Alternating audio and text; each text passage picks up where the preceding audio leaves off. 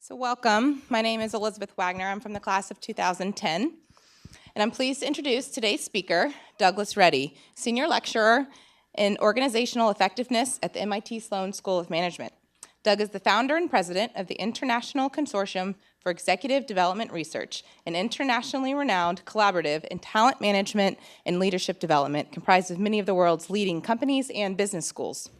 Doug works with top management teams and has led major change in leadership development initiatives for companies including the Ford Motor Company, Four Seasons, Hess Oil, PwC, Unilever, RBC Financial Group, and Samsung Group, just to name a few. Doug's research into aligning purpose, performance, and principles has led to the popular concept of implementing a company's collective ambition. His research and writing also focuses on strategic talent management and enterprise-wide change. He's here today to share his knowledge and to discuss how to build a game-changing organization. Please join me in welcoming Doug Reddy.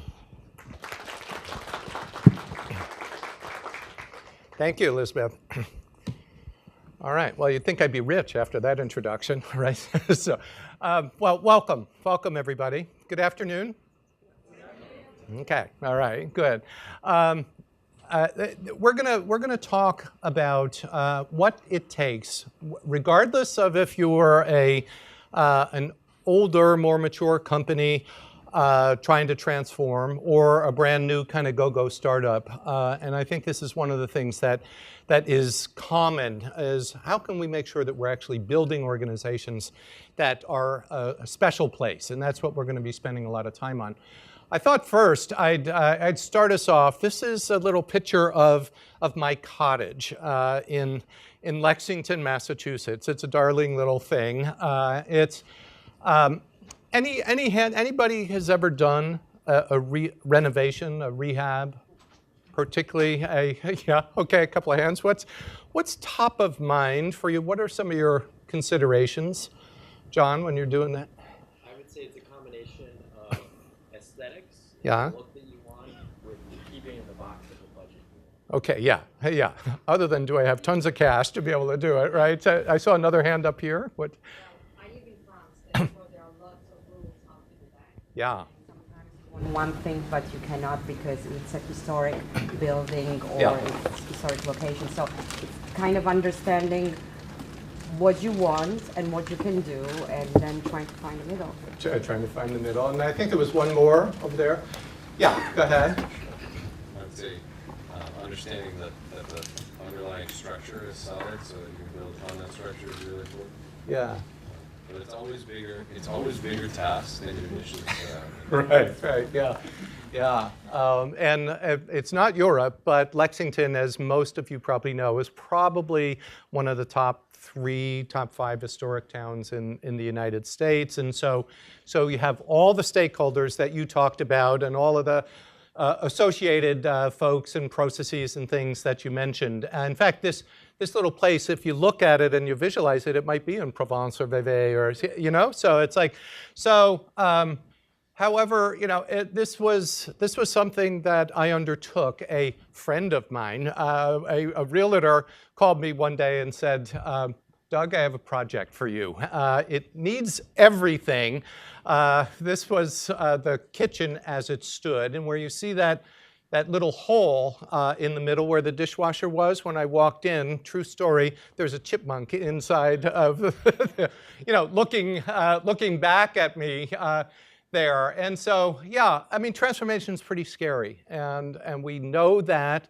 It's not for the faint of heart, and it gets scarier the closer that we go into it. The things that are top of mind, how do you preserve the core? How do you make sure, as you're saying, that you keep it within the original intent of the architect, for example, yet at the same time have a plan that you talked about up here and make it fit for the future? So that's what we're going to look at. How do you take something like this, build and work with the appropriate level stakeholders, have a plan, and have the courage, yet at the same time keep the original intent and the purpose of what the architect or the house or the organization intended it to be.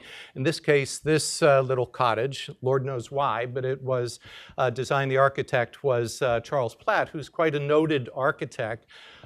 did the Freer Gallery in Washington, the Corcoran Art Gallery, the Sarah Delano Roosevelt House in New York. And then he built this little dinky thing. It was like a 1,900 square foot, but beautiful little cottage. And so I felt all this pressure, and I brought the Historical Society in and collaborated with them along the way. Other stakeholders were all the neighbors who said, oh, please don't tear this house down, you know, and so you begin to understand that there's a lot of different stakeholders when you're engaged in a transformation effort. And so we'll be talking about that as we go. But I also wanted to say, you know, for those of you who are in go-go new age companies, if you're a HubSpot, if you're an Uber, then this applies to you as well, because you know you've started with an idea, a gem of an idea that is really cool. You've broken convention already, but that type of growth and success can easily find yourself in a situation where you now have. My son, for example, just left Google last year because you know it's getting too slow. Google, right? He spent 8 years at Google and says, it's just not the company that I joined. And so you see it in every single cycle of organization that we need to stay on top of what's happening. So I think building the right team to be able to be fit for the future is going to be absolutely critical for each and every organization, no matter where you are. So let's get started. And when we think about this, I don't like to fast forward past buzzwords. You know, when we say game-changing organization, what does that mean? When you hear the term a game-changing organization, what does that conjure up for you? What do you think? Just right away. Just what images come to your mind? Yeah, go ahead. Innovative. Okay. All right. Somebody who's forward-looking, innovative. What else? Yeah, go ahead. Yeah, you're a leader. You're beyond just creating value. Yeah, okay. Other things. Yeah, go ahead. Yeah, they think differently. You guys nailed it right away. Okay, so I mean, these are folks that stand out. You know, they are folks that think differently. They swim against the stream, and they create differentiated value, not just creating value, but breakthrough value creation. So that's what we're thinking about when we're saying, how do we build these kinds of organizations here? And continue to do it. And that's what I think the game changers, what we want to really take a look at. You know, preserving the core, the original intent, yet making it fit for the future. So you think of an Alan Mulally at Ford, you think of a Lou Gerstner at IBM, you think of an Indra Nooyi at PepsiCo, a Paul Pullman at Unilever. I mean, these are people who preserve the core of their organizations, yet made them absolutely fit for the future. They thought differently. They created, you know, next generation plans and stuck with them and had the courage to do so. So that's what we're going to be spending our time on. And my premise is the way that we start with this, game-changing organizations don't just happen. They're created by game-changing leaders. And so we're going to spend a lot of time on that and take a look at it as we go. And the research I've done indicates that at least, and I'm not saying this is it, but at least 5 things that game-changing leaders do exceptionally well. And we'll go through each one and take a look. And first is they tell a powerful story. They're able to capture the hearts and minds of people and just tell a powerful story. The next is that they build a distributed leadership capability. They're not the kind of, you know, knight in a white charger just with all the answers. They're able to understand the white space. How do we create distinctive capabilities that are going to just set us apart from the pack? They're able to then begin to say, as we're doing that, though, we're going to make sure and monitor the fact that oftentimes what we're doing, we need to make sure that we're creating an alignment between our vision and what we're talking about and what it really feels like inside. And fifth, without question, they're world-class talent magnets and talent developers. So we'll go through each one and we'll take a look at this. And let's start right at the top. It's what I like to call purpose and the power of collective ambition. I wrote a Harvard Business Review article with this exact title maybe 4 years ago or so, and it just kind of went viral, and not because I'm the greatest writer in the world, but because it struck a chord right after the 2008-2009 meltdown, and people were saying, you know, we need to believe in what we're doing anymore. We need to believe. So when people got to that level of crisis, they reverted back to this sense of saying, I need to believe in who I'm working for, what I'm working on, the contribution that we can make. And that's what that's really about, this notion of a powerful story. However, most organizations, this is what I like to refer to as the cluttered mind of a CEO or a top management team. So let me ask you the question, if you're in an organization like this and you've got a CEO who's got, there's probably 25 different things there. What happens when every one of these things is articulated as a top management priority by the CEO or top team? Yeah. Pardon me? Yeah, okay. You lose focus. There is no priority because there's a million different ones and they're spouted out every time. What else happens? More than a few of us probably have lived in these organizations. So what really happens? What does it feel like when you're inside? Yeah. Well, I think that you really don't excel in anything. You end up having a lot of people doing a lot of different things instead of having it the focus. And the things that they're doing is the most important thing that they're doing. And it's what I call the proliferation of initiative champions, right? So people understand there's a power vacuum, there's a leadership vacuum, because you've got all these different, what I call a starburst chart organizations. Political operatives start to, run rampant inside organizations like this. You lose focus with it. Not a whole lot gets done, except the creation of mistrust in the organization. If I were doing this, if we were all one company, the next slide I would show you would be welcome to your world. Because I haven't seen one organization, it's not an indictment of any one company, but if I'll do this in a custom program here at MIT, I'll spend a half an hour going on the company's website and I can fill in those starburst charts with buzzwords, with initiatives, with projects, with things that are top priority. And I'll go through and I'll have my assistant go through and we'll find 20, 30 things that are, say, and a top priority for us and a key priority for us and a top initiative that we're doing. And so just think of what it's like then to work 2 or 3 levels down in an organization like this. You don't know where to go, you don't know where to put your energies, you don't know how to apply the best that you have to really contribute to building a game-changing organization. And so when we look at this first thing, this notion of purpose and the power of collective ambition, clearly great game-changing leaders understand the power of importance. But that's not enough. That's not enough to build a great organization. What the really good ones do is they combine that sense of purpose with driving performance. There's an edge to the place. There's high expectations. There's this sense that we can do more than we're currently doing. But even that's not enough. The really great ones create the climate that enables outstanding performance and reinvention and renewal over and over again. And so that's what's critical about that, is that they're able to put these 3 capabilities together simultaneously. Unbelievably tough. So great game-changing organizations, I'd submit, are purpose-driven, they're performance-oriented, and they're principles-led. They're principles-led simultaneously with the other 2. Really easy for somebody like me to say, purpose-driven, performance-oriented, principles-led.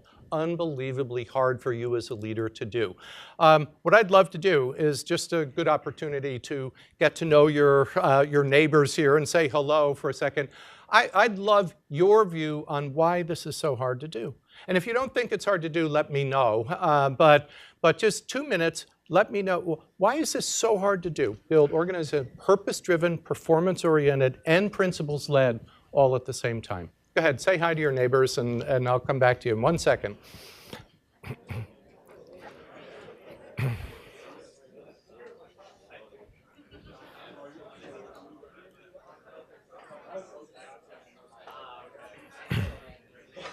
Oh, good. Okay. Yeah. No, that's great. And then somebody will give them out, or Do you want me to give them out now? yeah. No. Okay. No. Okay, I can give That'll blow the whole thing. Yeah. Okay. We can probably just give them to a row, and then yeah. I'll tell you when though. Are you going to be here the whole time or no? Oh, good.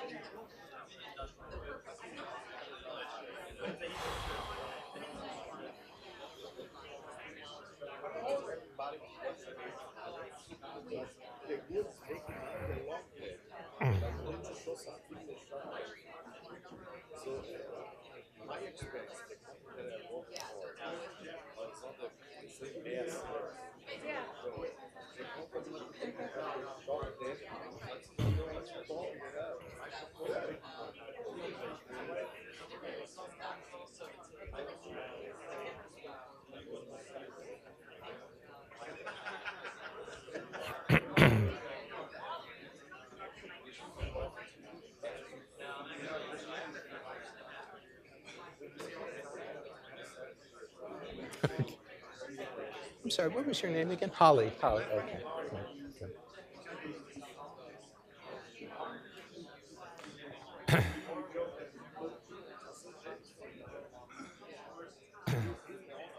Okay, all right. Okay, I just wanted to give you an excuse to say hi to the folks sitting next to you more than anything, but what did you come up with? Why is this so hard to do as leaders? Why is it so tough to, you think, hey, we have a great vision statement and a great sense of purpose, and we've got values, and we've got, so why is it so tough? Go ahead. Because people are random variables. Okay. And, you know, This is MIT, of course, so we're talking about, okay. So,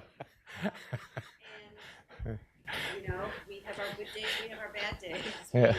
We get along with some people, we don't get along with some people. Right. We think we're doing the right thing, and maybe somebody else thinks it should be done this way, and we both could be right, and we Right. both could be wrong, but it's just a matter of how things do play out. Perception and working it out, and okay, yeah, that's a great start. Yes, go ahead. It's interesting because I see a lot of interplay between the three, but I Good, also see okay. it as three feedback loops.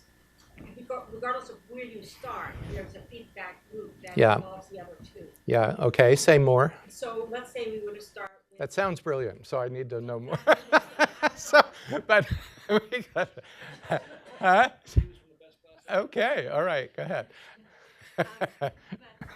so if you were to take purpose-driven, Yeah, if people buy into that purpose, it should elevate performance because the performance is the systems and structures would embed that purpose and in fact the principles as well. So you should see that going full circle. yeah, If it's sabotage, it should show up somewhere in that feedback loop. Either the performance numbers are down or something. Yeah. And you can go down to figure out which link has actually sabotaged that. right, If you're principles led, it's the same thing. It Yeah. should somehow, those principles need to be incorporated somewhere such that it does dictate performance. yeah, And maybe purpose as well as vulnerable. But I do see a series of feedback. right, okay.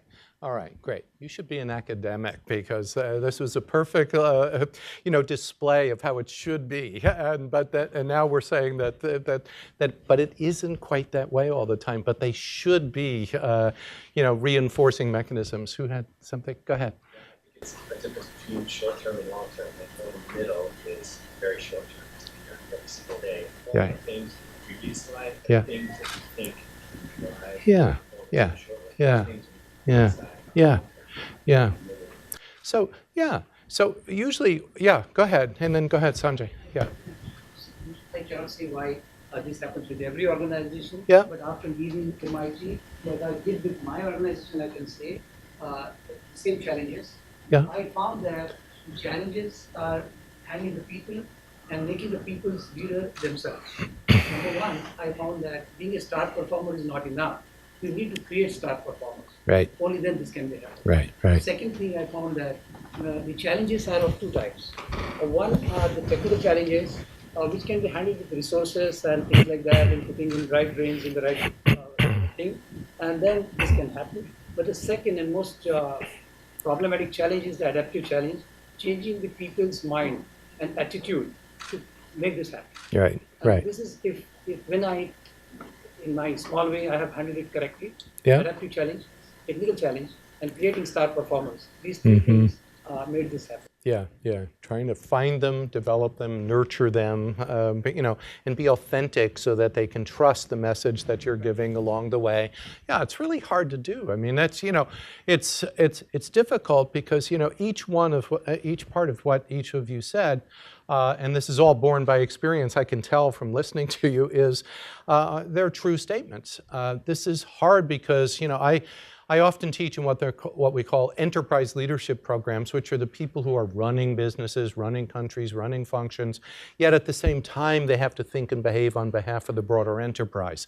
Unbelievably hard. They feel this pressure all the time. They have to hit their numbers in their country or their business, yet at the same time they have to be players that are really contributing to what's going on in the broad, you know, for the greater good, so to speak.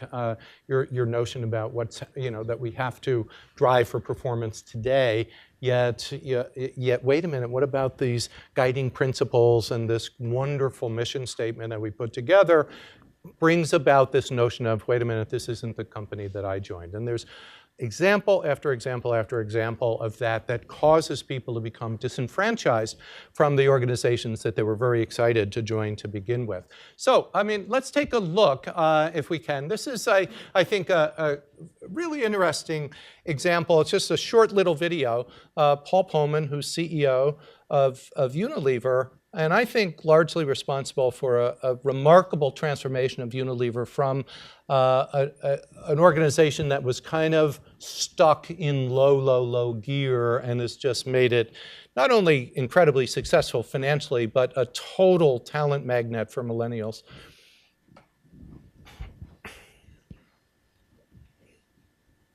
As we opened up our model in more transparency, we also ended up building more trust with our stakeholders, with our partners in the value chain that we worked with. But what is very clear is it is first and foremost very motivational for our employees. We don't pay the same salaries as the financial sector, that I can tell you, but we have an engagement score or a motivation that has gone up enormously over the last 4 or 5 years. We measure this against a benchmark of 8,000 other companies. We've never seen such a big jump. People are proud to work on something where they actually make a difference in life. And that is obviously a purpose-driven business model. We get 1.8 million people applying to the company now. We have very low turnover in most places that we operate. We are the third most looked up company in LinkedIn. In 25 of the 30-odd countries that we measure, we are the preferred employer by excellence in those markets. I think we're getting more energy out of the organization, the extra mile, which often makes the difference between being a good company and a great company. Yeah, yeah. So really, is exactly what you're talking about is if you can build an organization. I mean, I knew Unilever from the 80s and 90s, and I walked into Unilever a couple of months ago, and it absolutely feels like a startup. I mean, people are, you know, they've completely revitalized the organization. It's like that little cottage that they, you know, they've turned it around. It just feels like it's a startup. Folks walking around in jeans. I mean, it's unbelievably unheard of if you knew Unilever from 20 years ago. More importantly, an organization now that has created this notion of being a purpose-driven enterprise, committing to sustainability, not just from a, you know, slogan-esque point of view, but they drive it right into their business model. And so that's that purpose-driven and performance-oriented with a whole series of guiding principles that has really enabled people to trust what's going on, as Paul had talked about. I've been very fortunate enough to spend some time interviewing him for a piece of work that I'm doing now, and it's just these folks that really believe in that, people understand it, they feel it, they believe it, and they trust it. And I think moving on, and what he does incredibly well, and this wraps up kind of the first piece, is he's a powerful storyteller. he talked to me about saying, this notion of this silo warfare and the initiative champions. He said, what I do when I run a top management meeting with my top 15 people is I put an empty chair right in the middle of the room, and that empty chair signifies our customer. And he said that our customers often, because they're doing a lot of work in emerging markets now, a poor woman who might be trying desperately to feed her family, and if we can create an organization that focuses intently on that, it makes this silo warfare feel pretty trivial. And he drives that home relentlessly, and I think it's that type of thing that makes people believe it and trust it over time. So let's move on to 2. So they are very powerful storytellers, game-changing leaders.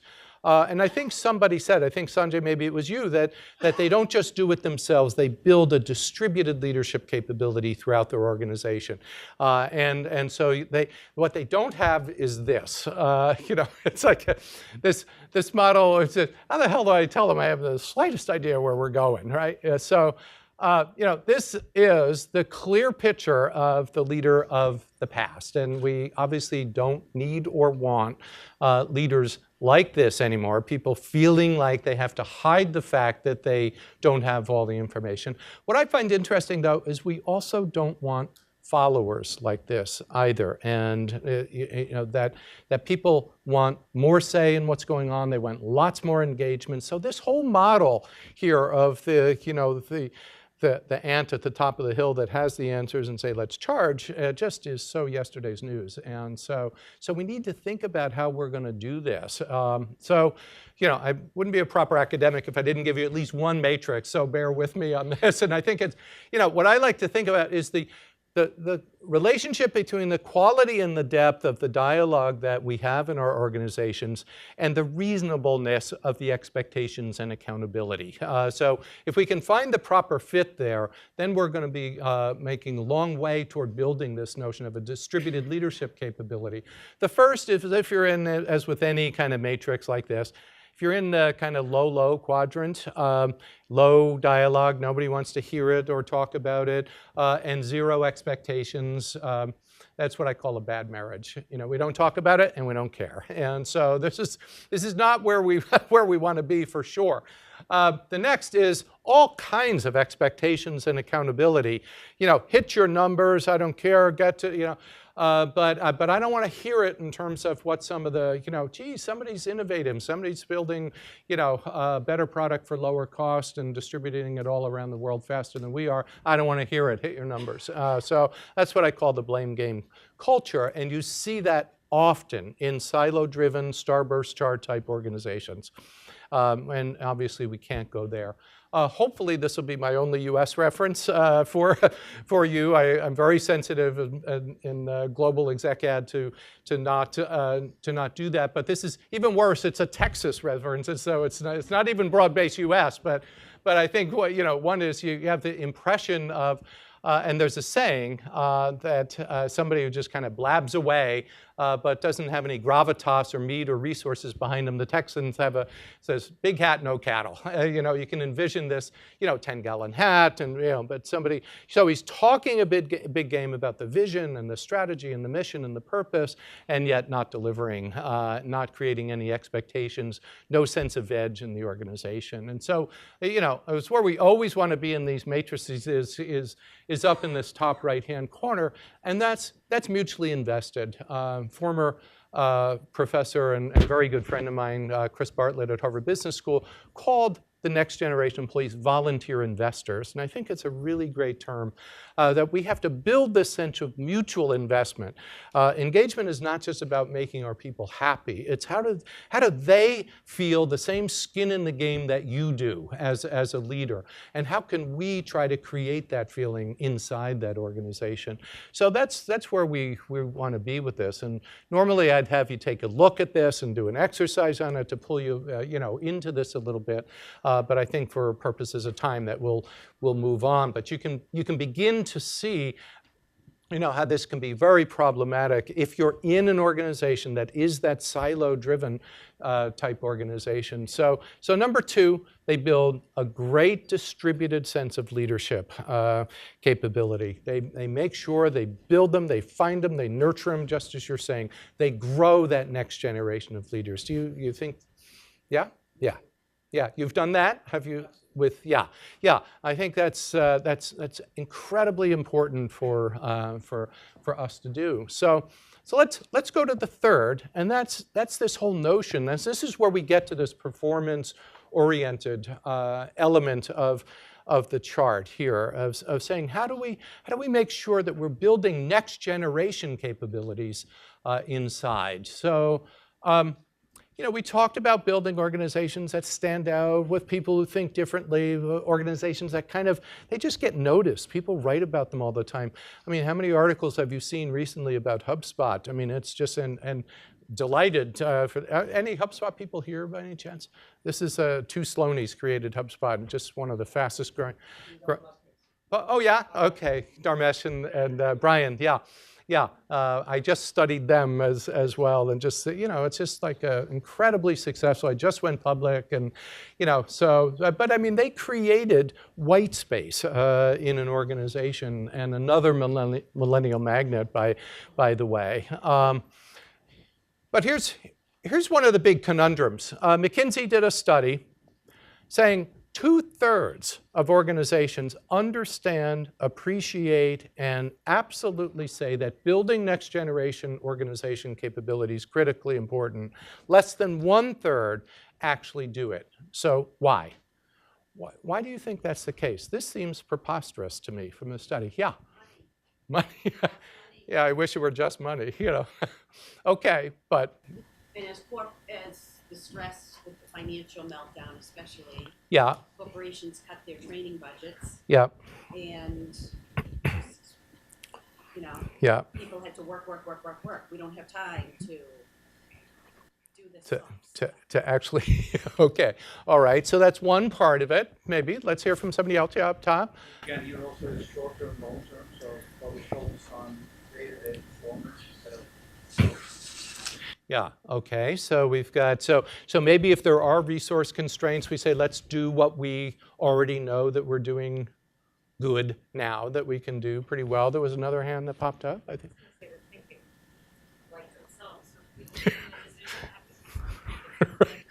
Yeah.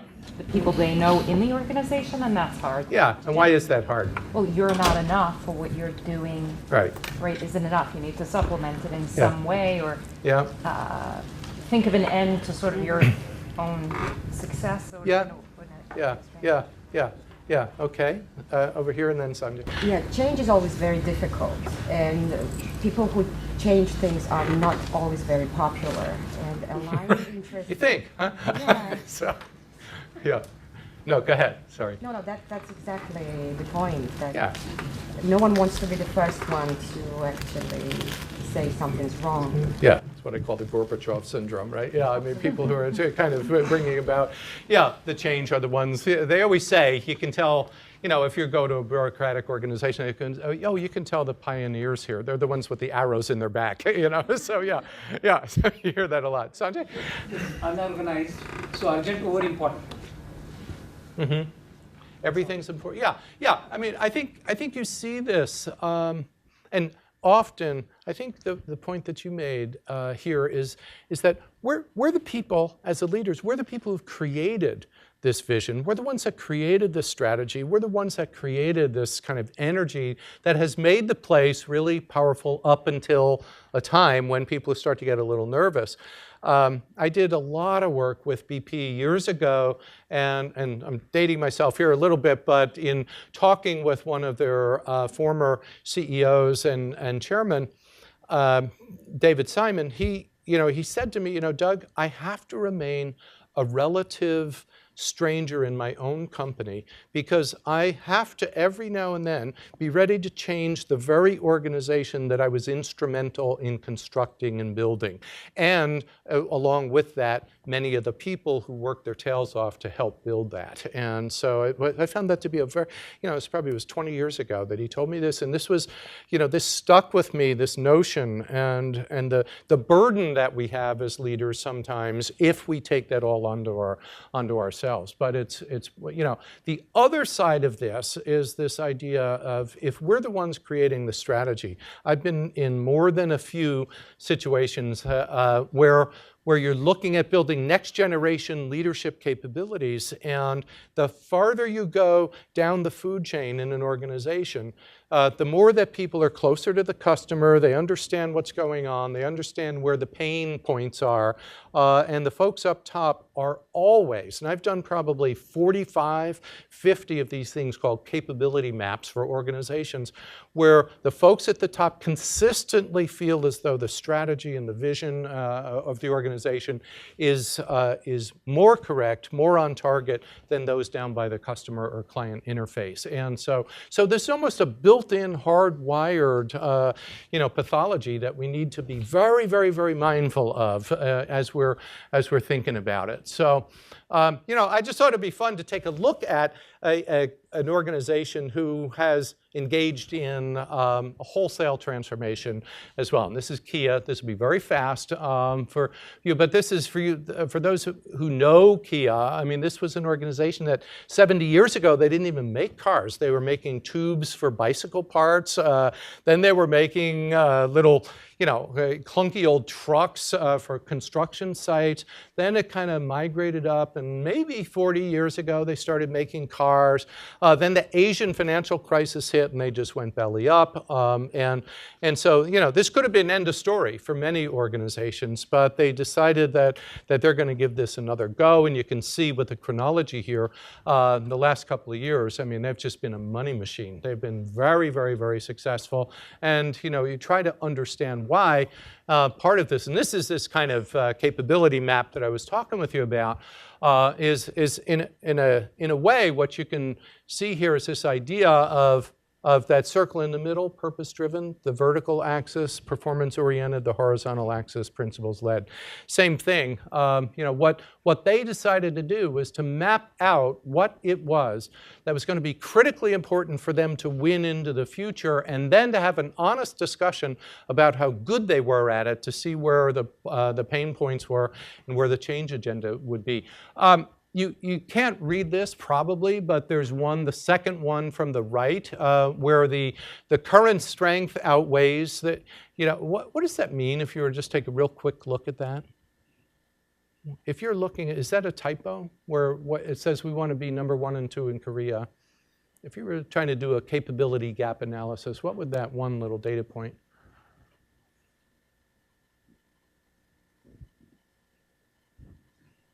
We're already number 1 or 2 in Korea. We're really good in Korea. If we want to become, a global player, we got to focus on the other stuff. And that's part of why less than 1/3 actually start building the capabilities to get out in front, to get ahead. We keep focusing on the things that we're super good at already. And because that's, the people who are in those corner offices got there by slugging it out and by spending 25 years to get there. And so they're those initiative champions in the Starburst chart that are fighting for dear life to make sure that things don't change as much as we feel they need to. And so there's those understanding where the capability gaps are and then trying to address them is pretty critical. But I thought it'd be fun. This is usually like about halfway in the middle, and usually good for a stretch time. So if you will, just stand up for a sec, and if everybody would stand up just for a second, and so we can stretch a little bit, so we can get a sense of, stretch your arms, and Kia, and we'll do whatever you'd like to do for the next minute.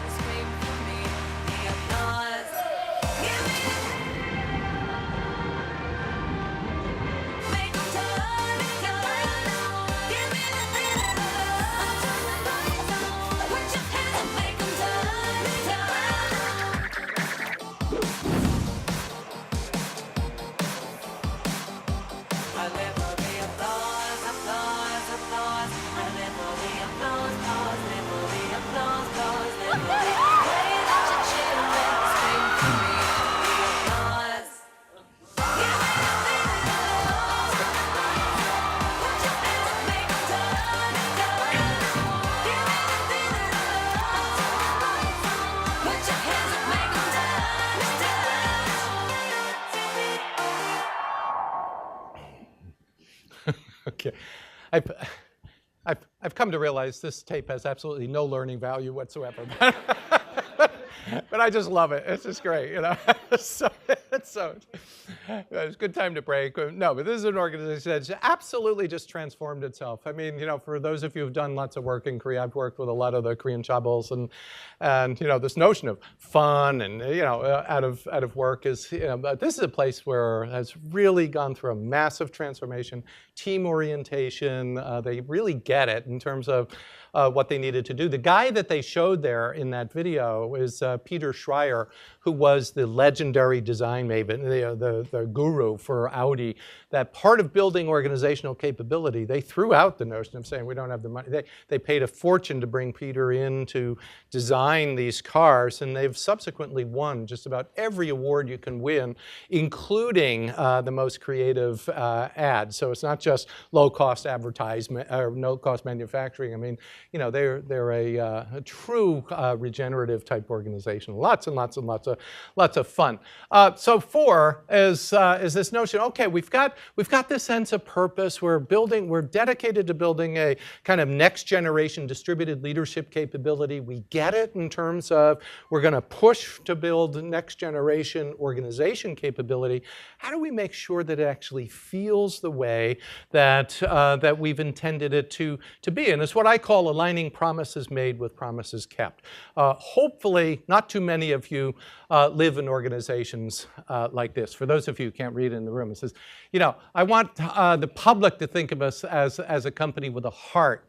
But I want you to think of it as a company that's going to chew you up, spit you out, and smear you into the carpet if you screw up, right? So, you know, I mean, too often we live in organizations that have this beautiful sense of purpose and vision of what it is, but, you know, and then we wonder why people don't take risk, why they don't innovate. And I've said in too many meetings, as I'm sure you have, where the CEO is pounding on the side, why can't we get people to innovate, to try something new? And, you know, often, you know, with the car running out front, say, you know, maybe it's learned behavior.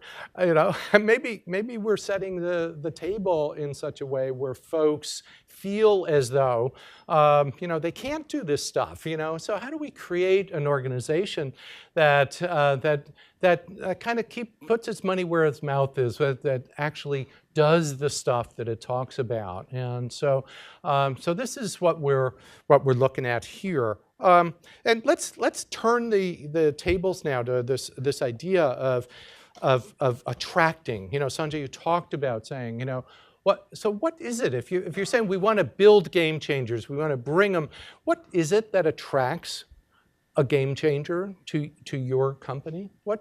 Or if you're, you know, trying to think about joining a company, what are some of the elements that you say, I want to come to work for this place because, fill in the sentence.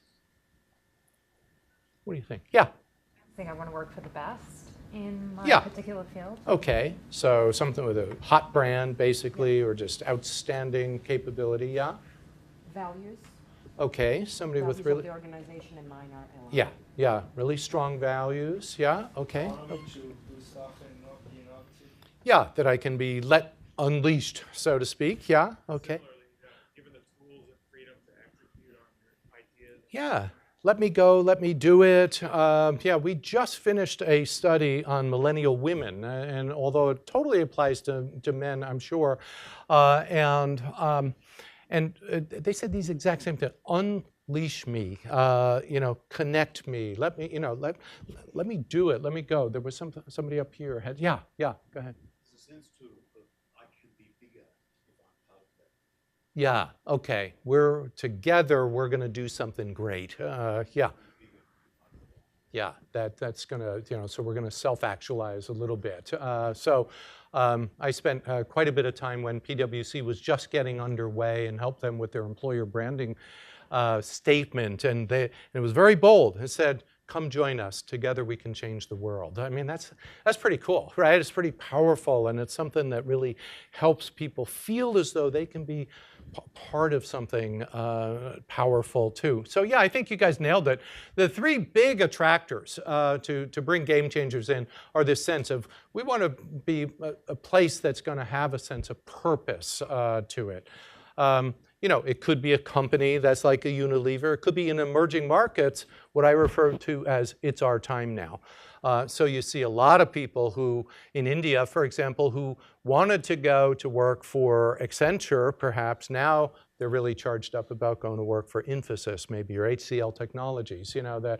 So this notion of saying, the sense of purpose now, it's our time now, or this is something that we're going to make a big difference in what we're doing is key. Hot brand, you absolutely nailed it. That's key. And high potentials. I've done quite a bit of research on high potential talent. High potentials are very much drawn to not only environments, but to people who will both challenge and support them simultaneously. And that's the same thing with brands. How do we keep it up? How do we make sure that we can live up to the promise of a brand? And the third is opportunity. Can I grow? Can I be unleashed? Can I really make a difference here? Are you going to able to understand my capability and where I can go with it? So if this is what attracts game changers, what do you think it is if we think of this as a diamond now and we want to complete the diamond on this right-hand side? What keeps, let's say you were able to bring them in. What keeps a game changer in your organization? What do you think? Think of yourself. Yeah. Yeah, growth. Okay, but that's an opportunity of why. Yeah. Okay, but sure. Yeah.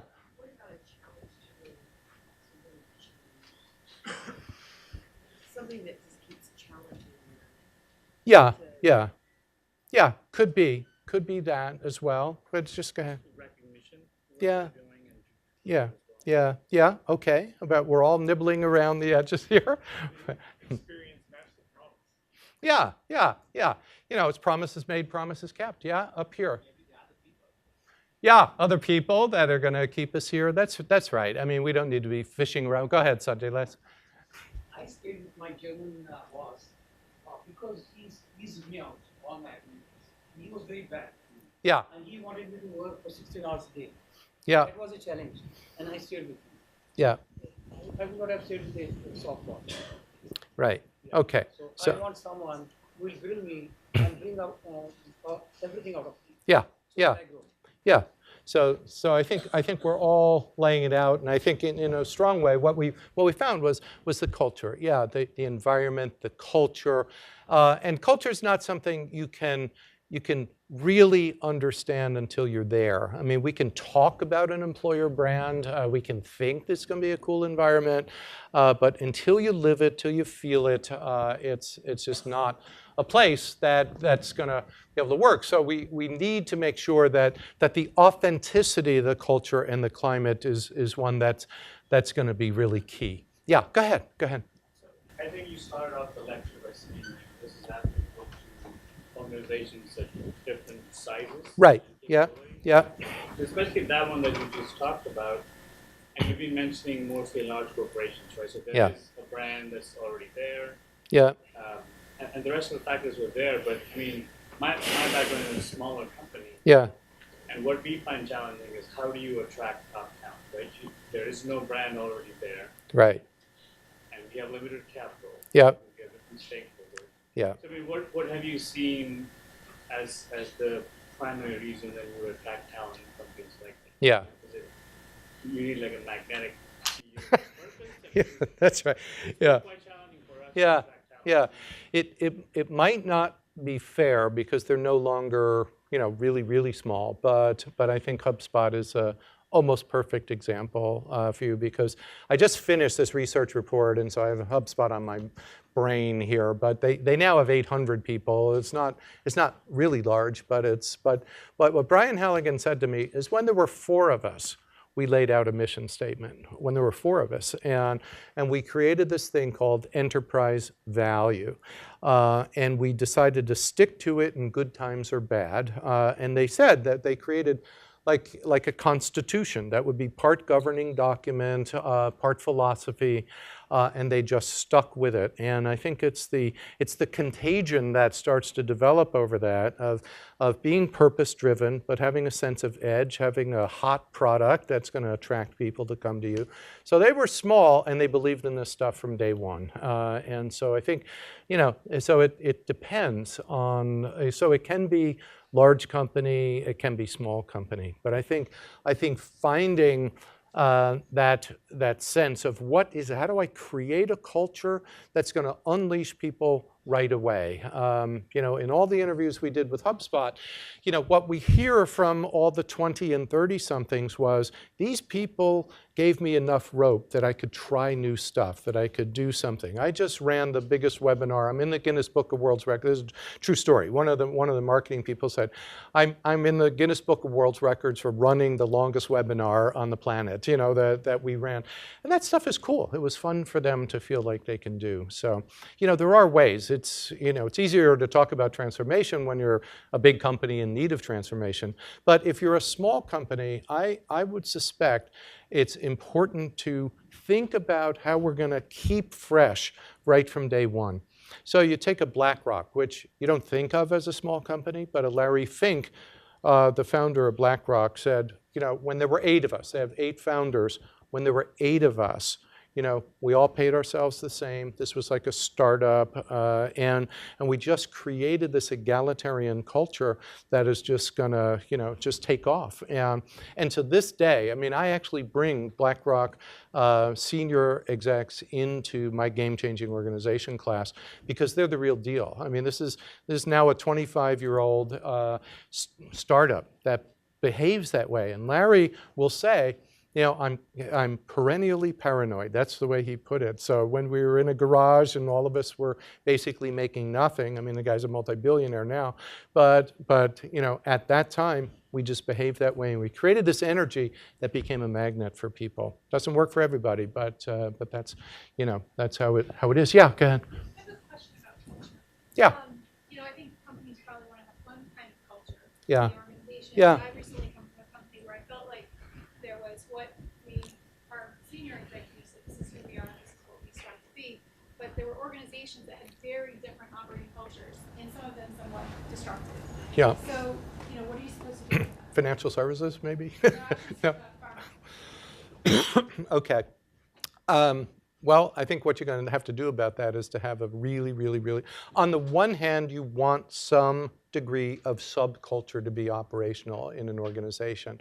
Whether it's pharma, if you're a pharma company that, has some products that are at the tail end of its pipeline, but is the cash cow for the organization, that's going to, develop a certain culture, whether or not, or if you're the new kind of, next generation therapies that are going to be coming in.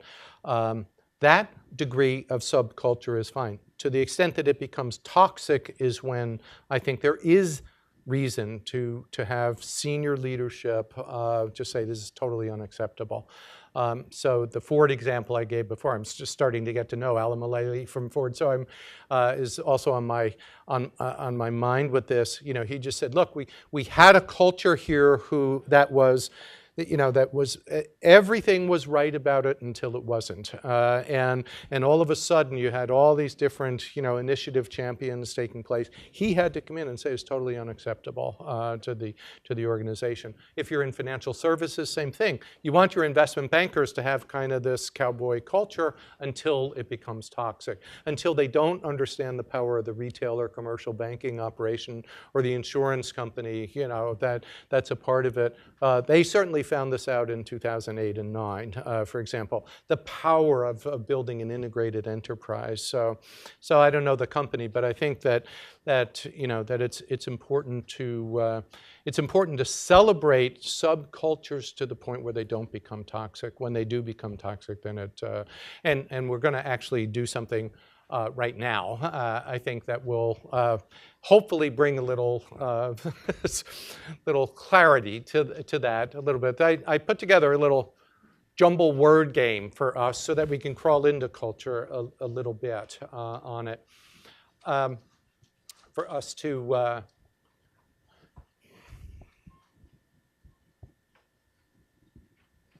oh, they'll have fun with the jumble word game. Yeah. I'll give us a head start. We can take a look at some of these terms. But Holly's passing out something just in case if it's tough to read. I want you to think about this. And we're hopefully all familiar with these. If you look in the back of, if anybody still looks at an actual newspaper anymore, but in the, in the back of the paper, when I was growing up, they were always in the back of the paper, and you'd play these word games, and you try to turn them into sentences.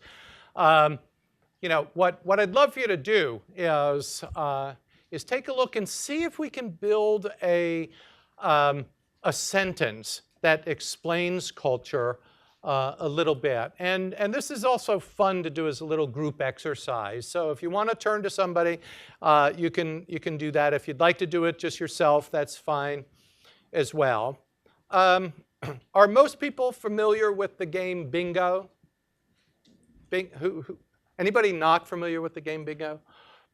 Okay, so when somebody feels as though they have a sentence that works to explain organizational culture, I want you to yell out bingo. That means you got bingo, you got it.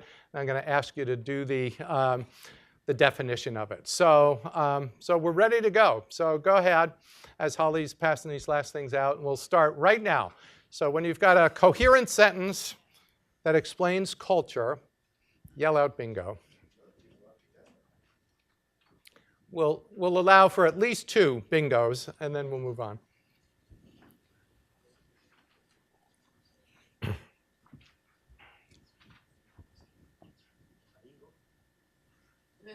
Bingo? Bingo. Bingo. And bingo up there?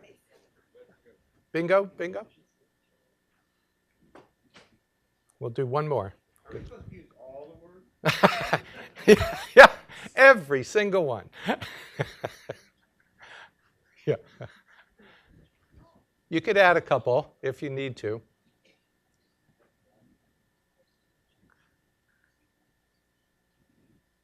Oh, I can feel the tension.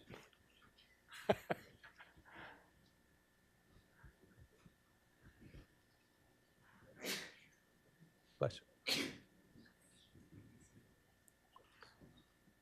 5, 4, 3, 2. Bingo. Okay, that's the 3. Okay. For the rest of you, we have a remedial classroom at the other side. So, all right, let's hear a couple of definitions of culture and see if this helps at all with your question about the pharma. And go ahead. Okay, so we wrote this. Culture is manifested through normative behaviors and articulated values, working in the relation to rewards, consequences.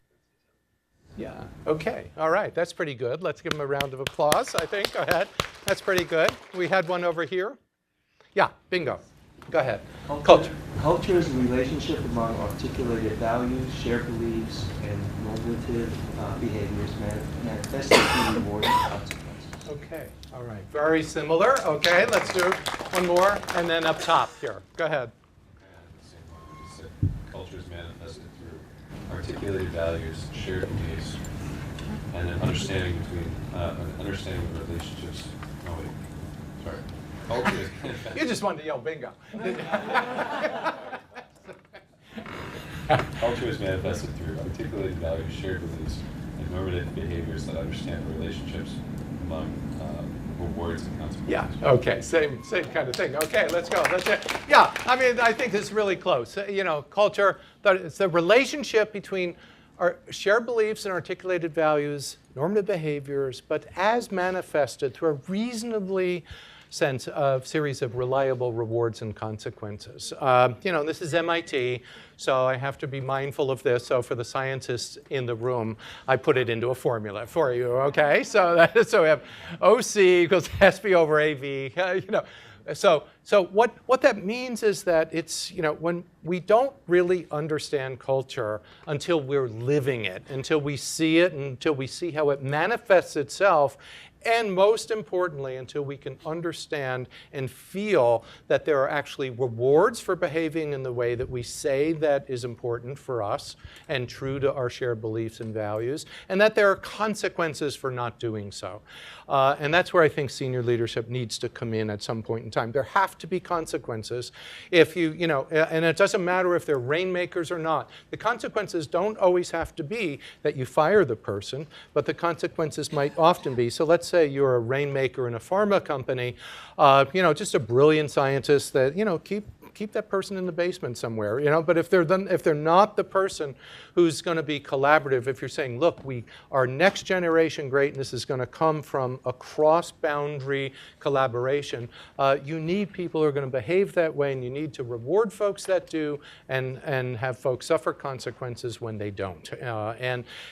That's where most places fall down, is that there are no rewards or consequences, and certainly no consequences for demonstrating bad behavior that flies in the face of what we say our values and our shared beliefs and our sense of purpose is. And we've all seen it, we've all lived it, and we're all saying, wait a minute, I see these 5 values on the wall, but this dumbbell is kind of, behaving like Attila the Hun, and nothing happens because he hits his numbers all the time. And, there's always a reason, right? So there has to be this sense, and I just firmly believe it goes way beyond the kind of standard definition of the way things are done around here. There have to be rewards and consequences that goes along with that in order for us to trust the culture and the climate inside the organization. So, so that's one of the things that we need to pay attention to with this. Just one more little game, and then we'll move on. It's culture and brand is so powerful that I just want you to just do a word association. I don't want you to think about this. I want you to just blurt it out. So the first thing that comes to your mind from a company when you see this word? Disney, yeah. Would it take a second and a half, right? That's how powerful they are. Let's see if we could do one more.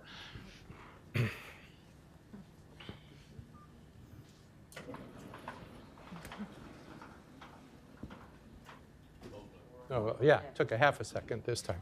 They're not even the safest car on the road, right? But they own the term. They're the 7th safest car on the road, but they own that space, right? If I were to now say to you 4 Seasons, what would that word association be? Luxury, right? Yeah, undisputed luxury leader in the world, right? Who knows 4 Seasons? Raise your hand. Who's stayed in a 4 Seasons? Most of us, right? What I like to say to a class is, who was dumb enough to stay in a 4 Seasons in 2008 and actually submit it as a travel voucher, right, with the meltdown? That's the exact problem that faced 4 Seasons during the global financial crisis. 60 years of unfettered growth and profits. They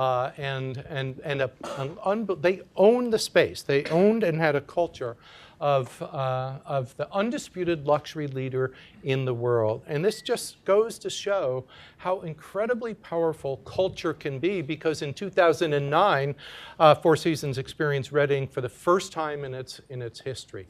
And they were in really, really, really big trouble because Izzy Sharp, the founder of 4 Seasons, just had a very hard time seeing past the just incredible company that he built. There's a good news part to this story, which is eventually he really did do that. But it took them a very, very long time to be able to understand the power of their culture and to use it in a very positive way to actually bring about. So they tried all these things. They brought in, for the first time ever, a CEO. The person flamed out within a year and a half. They tried all these things, and then Izzy said, you know what? I've always been a believer in the golden rule. We are a family. And we're going to dedicate ourselves. And he just brought the entire team together and challenged them to engage in a wholesale transformation of the enterprise. Remarkably successful. They still have some challenges now, but unbelievably successful. They actually used what was powerful about their culture to actually help them to transform. So it was the glue that can bind us together, and that same glue can also make us stuck in our thinking, right? But it can be the glue that can bind us together and the grease that can help us implement change if we really understand the power of culture. So that's what we really want to think about when we think about the powerful elements of this. How do we align promises made with promises kept in a sustainable and authentic way. Great game-changing leaders do that exceptionally well. All right, and the last one that we'll talk about is that they are unbelievably great talent magnets, as Sanjay was talking about before. They know how to build talent, to spot it, to groom it, and yet here's a quote from, and this is, I won't name this company because it's not, in my mind anyway, not a terribly flattering quote, right? What's this? The absolute word-for-word quote from a division president. You would know this company in a second. Is this a talent strategy? Right? We don't need a fancy talent strategy. That's why we have headhunters. Whenever we run into trouble, right? How do you build a talent strategy? If you say we want, what do you think?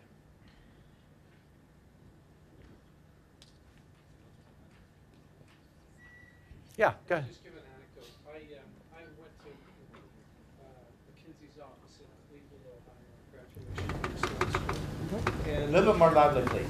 And Cleveland was not the most elegant place to be. And it was hard to get people to go to Cleveland. And so what they would do is they'd find people who could go there, and they would spend inordinate amounts of time training those people. The contrasting strategy was in New York. They threw you in the deep end. If you worked out, that was great. If not, there were lots of people wanting to take your place. Over time, the people coming out of Cleveland did much better in the firm and had longer longevity because of the time spent developing that same capability. Yeah, that's a really great story.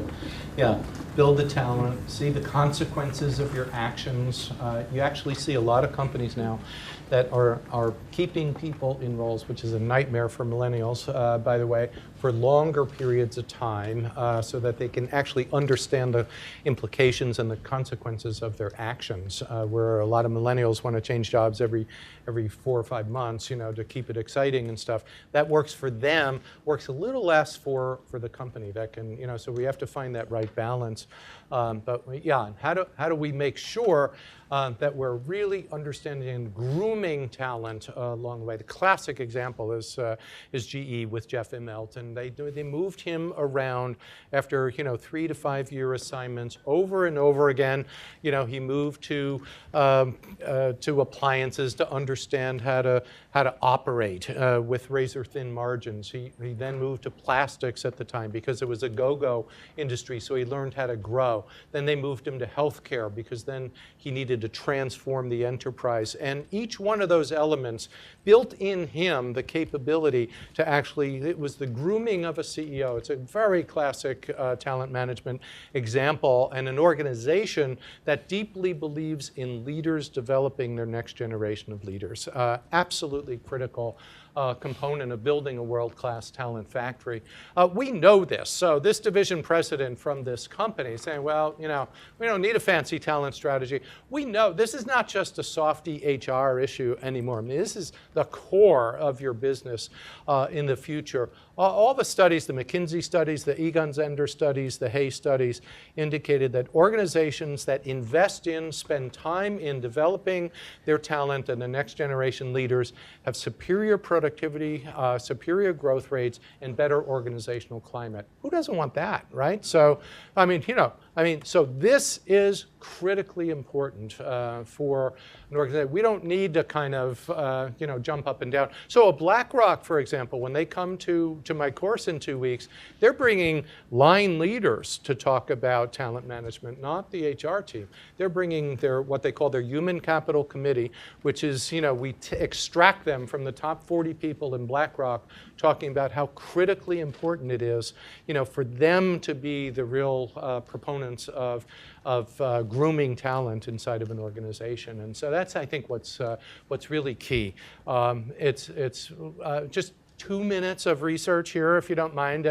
I did this piece of research on what it is that really makes for what I like to call talent factories. And after studying gobs of companies, came up with 2 simple things. Great talent factories have what we called high functionality. In other words, What they did, they nailed it. They did really, really, really well. So you take a look at a Google right now. Google doesn't spend a whole lot of time on management training. It's what they call, what their talent strategy is, brains on sticks who like each other, right?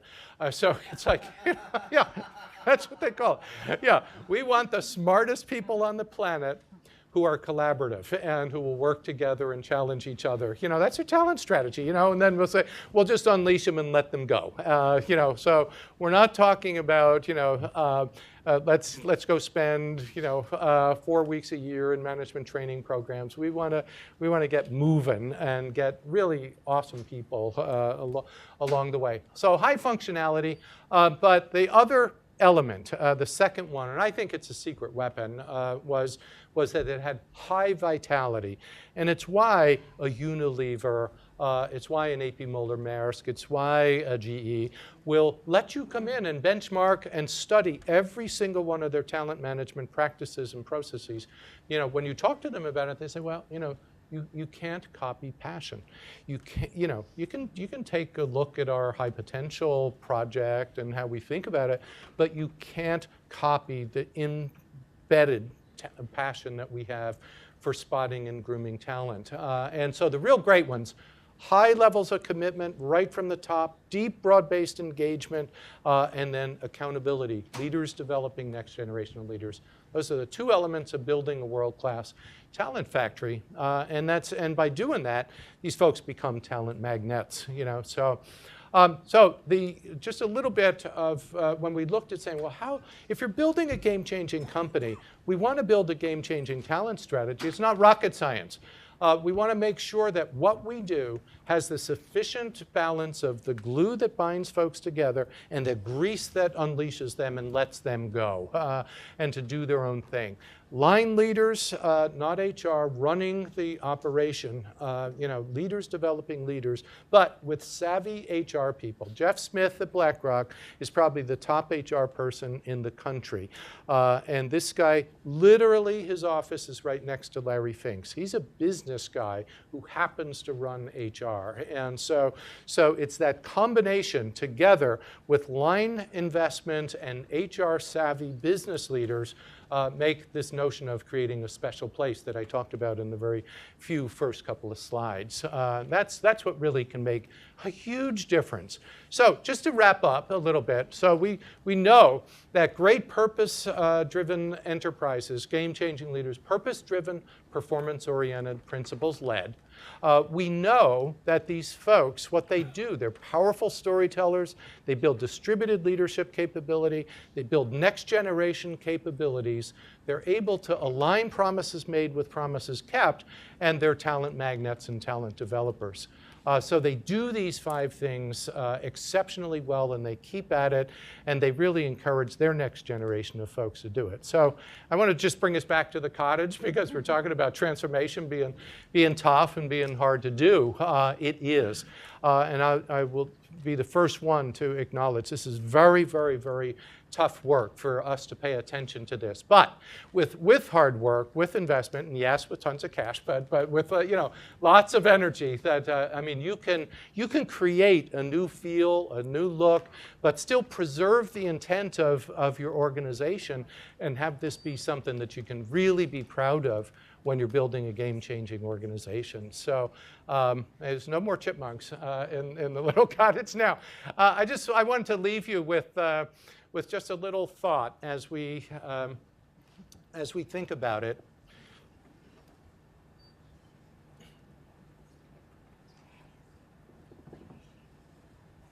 Recently, we videotaped it with new monkeys who had never done the task, thinking that maybe they would have a stronger reaction, and that turned out to be right.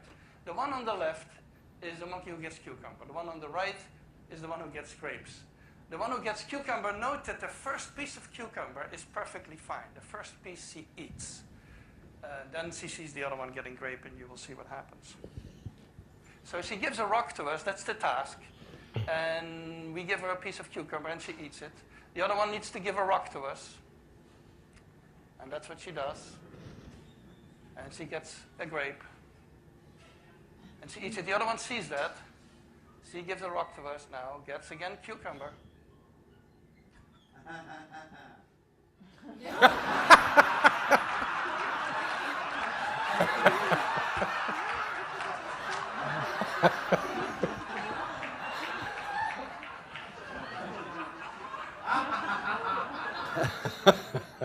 She tests the rock now against the wall. She needs to give it to us. And she gets cucumber again.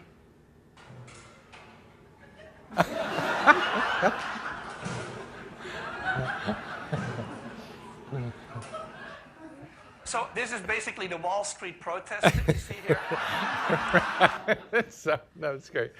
I think what's really important is that, is with stuff like this, it's critically important for us to understand that it's very easy to talk about this stuff. When we're thinking about bringing about change, it is hard because there's all these reasons to say, yeah, I built this place. Yeah, it's fine. We're in good shape. But I think we realize that, cucumbers seem really just fine until we taste grapes. And I think that that's one of the things that we want to pay attention to is how do we create organizations that feel different, that's palpable inside. And it's not just about, it's not some newfangled, new age thing. Just the last quote.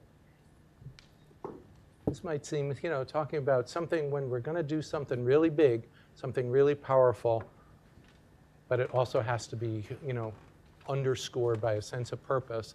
It's not new. Henry Ford, 1925, right? So this is, I think it's ageless for us to understand, if we're going to bring about big change, we want to build organizations that are purpose-driven, performance-oriented, and principles-led. And I think that's really the leadership challenge into the future. So thank you very much. I've enjoyed it a lot with you, so thank you. Thanks a lot. Okay, great. Good. Okay, great. I think yeah, go ahead.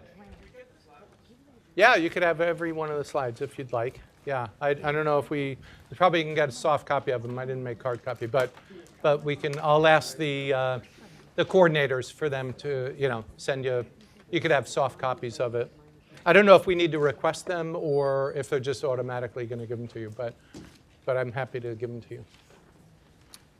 Okay. Any other questions? Yeah, go ahead. Yeah. You mentioned that the rewards and punishments are the hardest parts to get right. What kinds of unique and innovative rewards and punishments have you seen some of the companies you're working with? Yeah, did everybody hear that? But rewards and consequences, or if we're draconian about punishments, or what matters. I mean, I think there are both. I like to look at them at both economic and non-economic rewards that we can think about, as well as consequences for people. So, so that could be, inviting someone to join a think tank group, for example, inviting, I did a lot of work with RBC, Royal Bank of Canada, and we were designing a leader-led leadership program, and the people who were, the kind of living, breathing manifestation of RBC's culture, they invited them to speak and to teach at the next session of the class. This was unbelievably motivational for people. So it's not so much, oh, let's give you $50,000 as a bonus. It was the recognition that you're the embodiment of what we're thinking about for the future.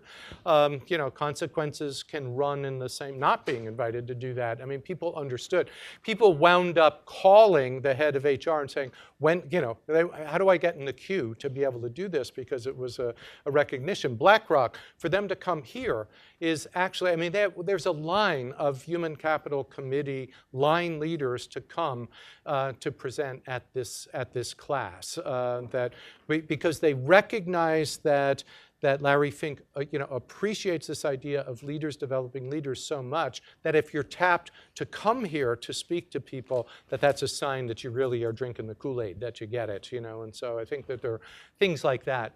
In the pharma example, just desperately don't make that person lead other people. I mean, maybe you need the brilliant scientist, but you don't then, put that person in charge of a unit, so maybe you need the brilliance but have that person, be contained in some way. Have that person be passed over for the next critical assignment.